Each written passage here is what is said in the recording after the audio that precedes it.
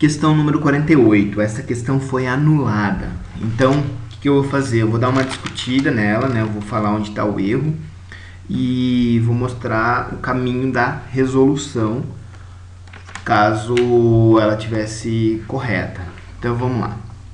Questão 48. Uma máquina térmica funciona fazendo com que 5 mols de um gás ideal percorra o ciclo A, B, C, D, A representado na figura. Sabendo que a temperatura em A é 227 graus Celsius e que os calores específicos molares do gás a volume constante e a pressão constante valem, respectivamente, 2/3 de R e 5/2 de R, e que R vale aproximadamente 0,8, né?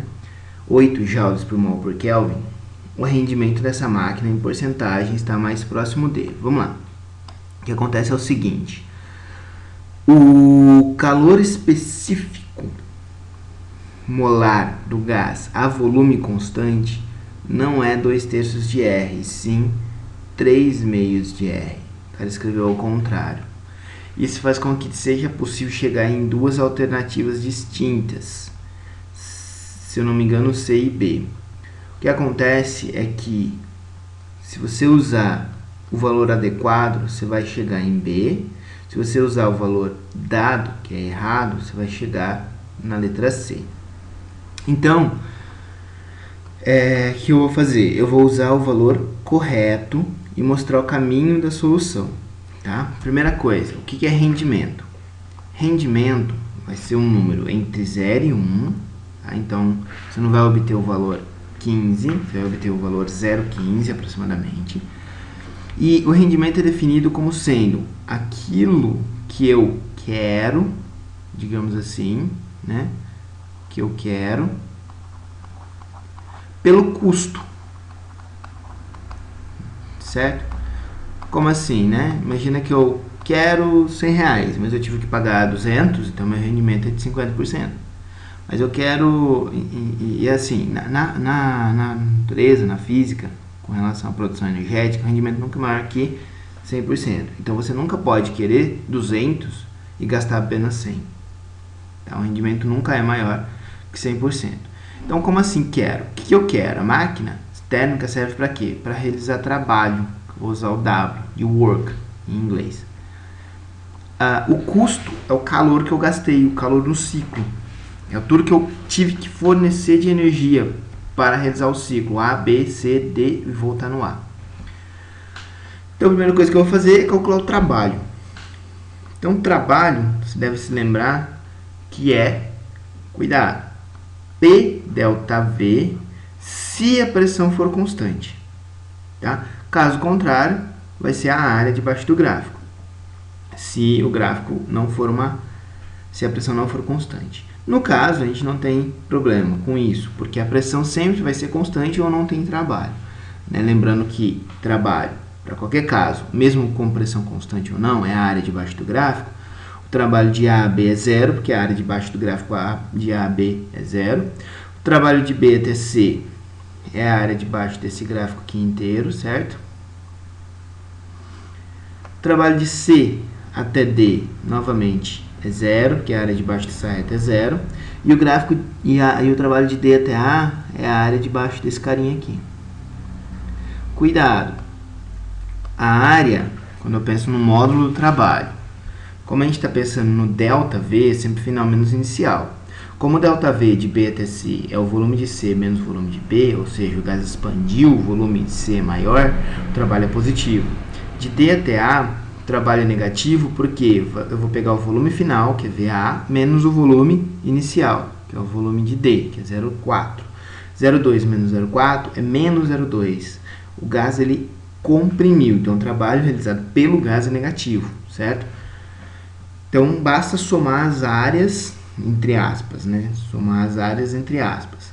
Somar os trabalhos sobre os gráficos, que tem módulo igual à área, né? Então, entre aspas, a área de baixo de B até C é positiva e de D até A é negativa, né? Não é bem a área, certo? Vamos escrever aqui, ó. Vai ficar trabalho de B até C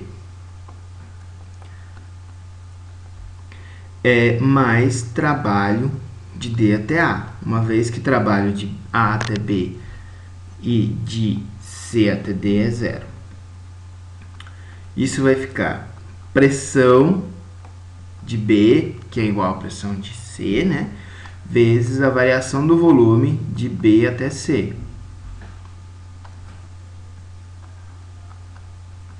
Mais pressão de D, tanto faz, né, porque é igual a pressão de A, vezes a variação do volume de D até A.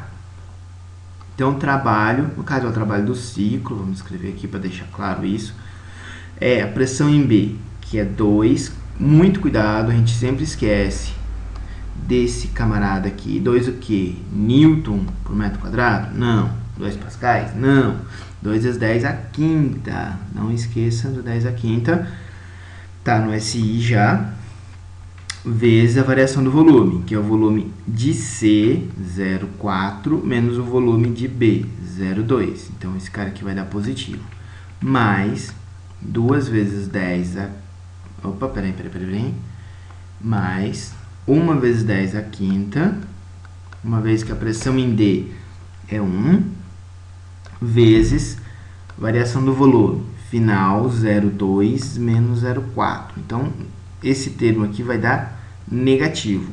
Tá? Não significa que a área é negativa, significa que o trabalho é negativo. Né? O trabalho tem módulo igual à área, mas o sinal é importante aqui. Fazendo as contas, isso aqui vai dar 2 vezes 0,2 vezes 10 a quinta, e de cá 1 vezes 0,2 vezes 10 a quinta. Só que de cá é negativo, né? Então vai ficar 0,2 vezes 10 a quinta joules, que está no SI. Beleza? Agora, por uma questão de tempo, eu vou fazer um pouquinho mais rápido. Eu preciso descobrir o que. No caso aqui em cima, a fórmula do rendimento, eu estou falando do trabalho do ciclo, né? E o que? Eu estou falando do que? Do ciclo. Tá bem? No caso, então, a gente tem que descobrir quanto vale o trabalho, o que total no ciclo. Eu tenho que descobrir quanto de calor o sistema absorveu ou rejeitou em cada um desses camaradinhos aqui, certo? Então, o que você vai fazer? Opa! O que você vai fazer? O que do ciclo é igual o que no processo AB mais o que no processo BC mais o que no processo CD mais o que no processo DA. Lembrando que calor, tá? Então não vou nem continuar aqui, isso aqui vai ser igual, papapá. O calor, ele vai ser o quê? O calor específico vezes o número de mols, o calor molar vezes o número de mols, vezes a variação da temperatura, tá bem? Então, por exemplo, o QAB vai ser o calor do gás no processo AB, vezes o número de mol, calor específico molar, vezes o número de mols, vezes a variação de temperatura no ciclo AB. Aí você tem que tomar cuidado, porque olha só, de A até B, o que é constante? É o volume. Então, eu vou usar o quê? O calor específico a volume constante. Lembrando que eu mudei, né? Eu escolhi, falei que o calor específico a volume constante é 3 meios. Tá? Então, vamos lá. Então, a gente vai chamar o calor específico de volume constante de CV. No outro caso, por exemplo, o calor que vai, né, o calor no ciclo BC vai ser o calor específico, a pressão constante, porque no ciclo BC a pressão é constante, vezes o número de mols, vezes ΔT de B até C. Tá? Lembrando que ΔT é sempre final menos inicial, então esse ΔT aqui é TB menos TA. Esse ΔT aqui é TC menos TA. E assim, a gente tem que calcular o calor de cada ciclo. Só que isso dá um pouquinho de trabalho. Por quê? Porque eu preciso saber a temperatura em A, em B, em C e em D. Como que a gente faz isso? Dividir por total. A gente sabe a pressão em A, a gente sabe o volume em A e ele deu a temperatura em A.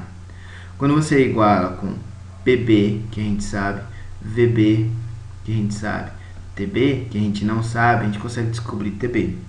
Na hora que a gente iguala PA, VA, TA com PC, VC, TC, a gente descobre TC. E aí a gente iguala também com PD, VD, TD. Então, como eu disse, eu ia deixar mais ou menos indicado, né? Se vocês ficarem com dúvida, posso fazer a resolução completa. Mas o que acontece é o seguinte, é uma questão um pouquinho trabalhosa mesmo, tá? Você vai ter que descobrir a temperatura em B, em C e em D. E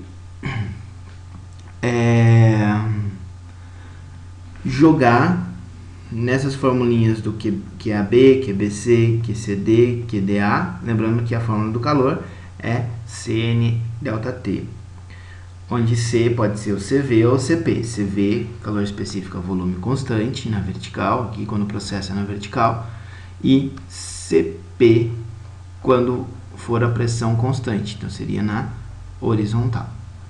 Tá bem? Vou para a questão 49.